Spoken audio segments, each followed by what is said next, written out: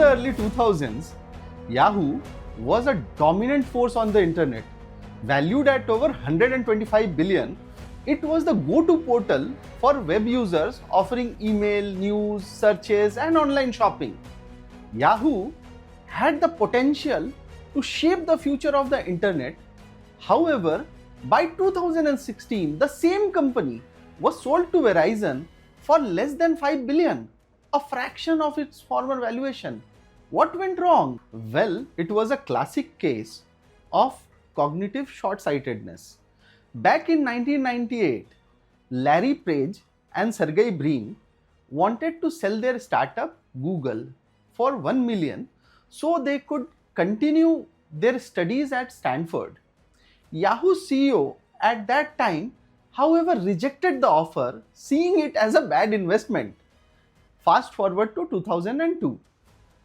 Yahoo had another chance to buy Google, offering $3 billion.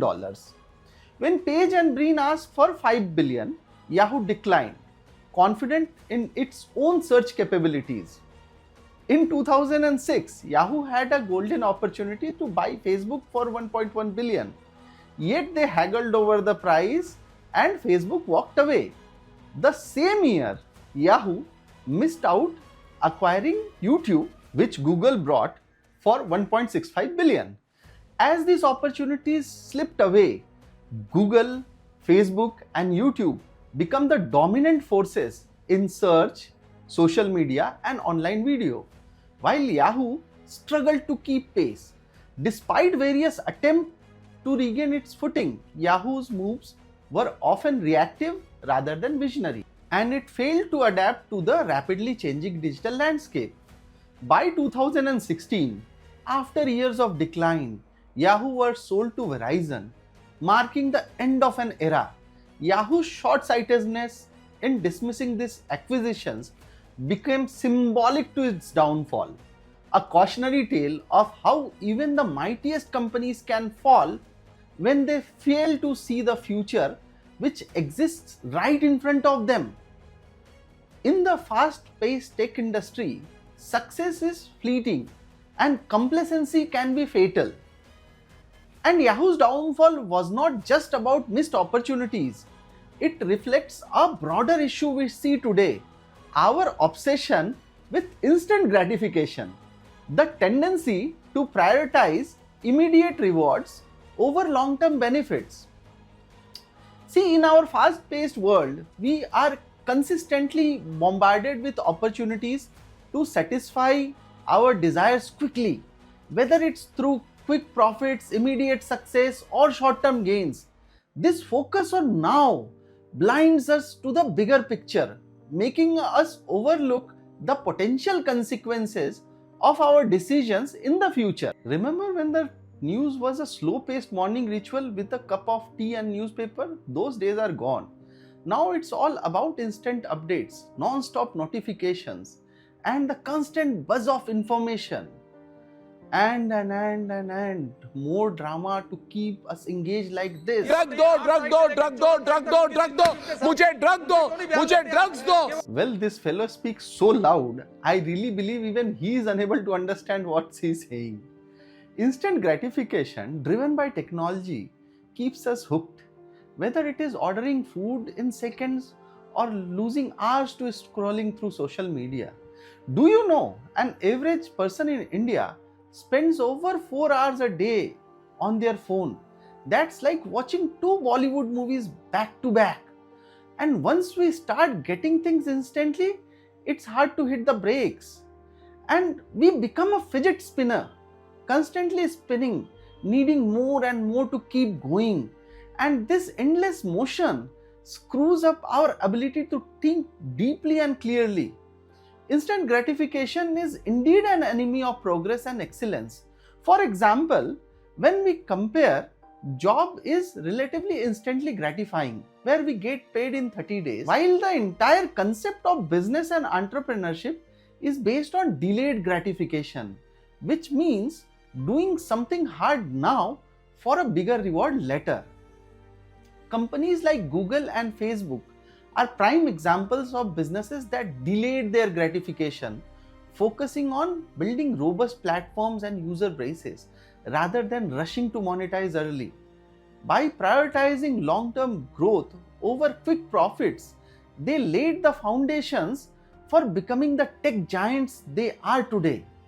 So, moral of the story here is to delay the gratification in important areas of life. The second problem, which is a reason to short-sightedness, is inconsequential thinking.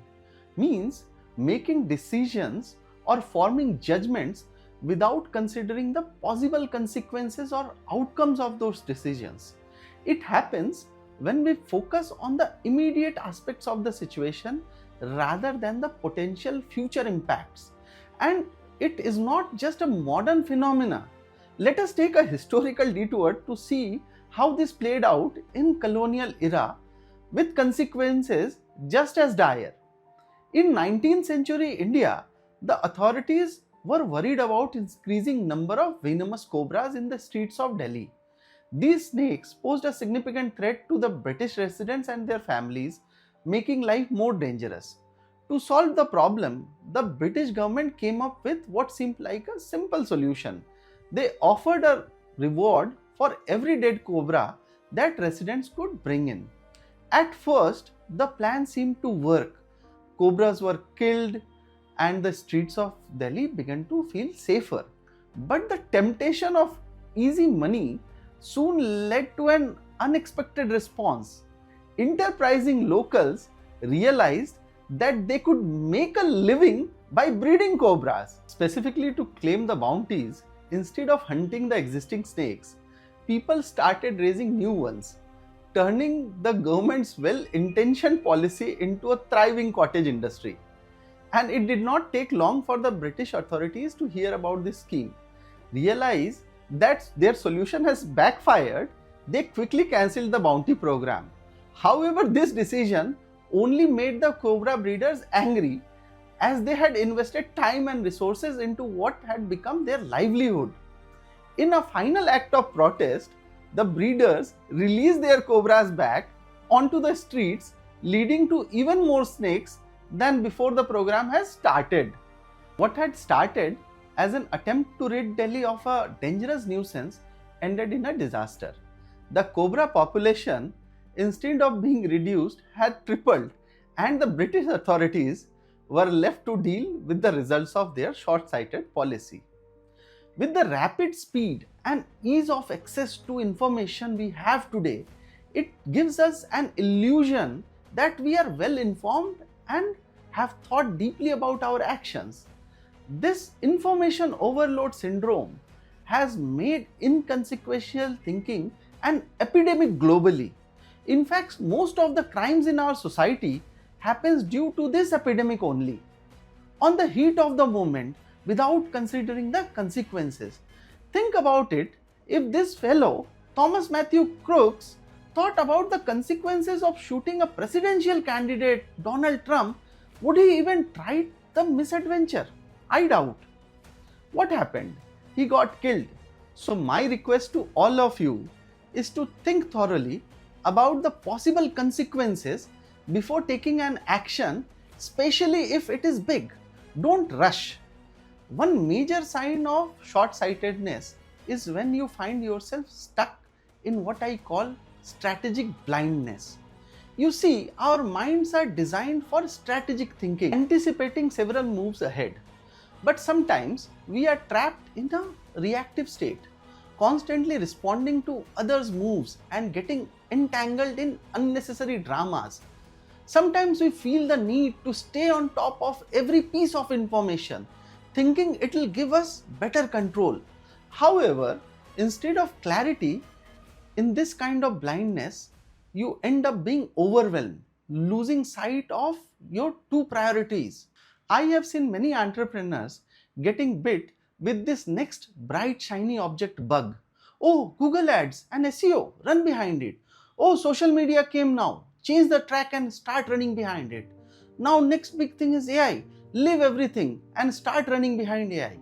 Understand, all these things are important, but engage with them with a point of view of how they can fit into my overall strategy, my priorities. not how I can fit into their priorities. The solution here is to detach and see the whole picture and reassess whether the battle is even worth fighting.